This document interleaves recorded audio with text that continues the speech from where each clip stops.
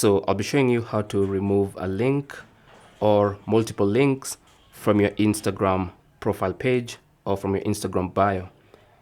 So what you need to do is simply launch Instagram and then tap on your profile icon in the bottom right corner.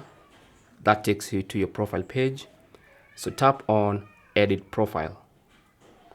So that's going to open the profile editor. And what you want to do is go to links, tap on that.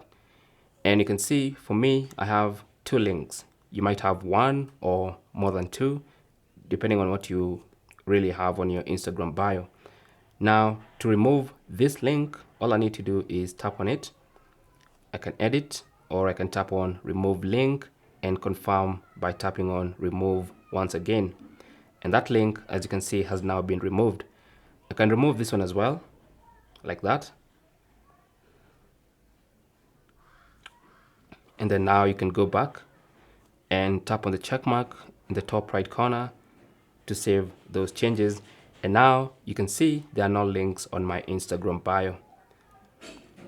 Thanks for watching and good luck.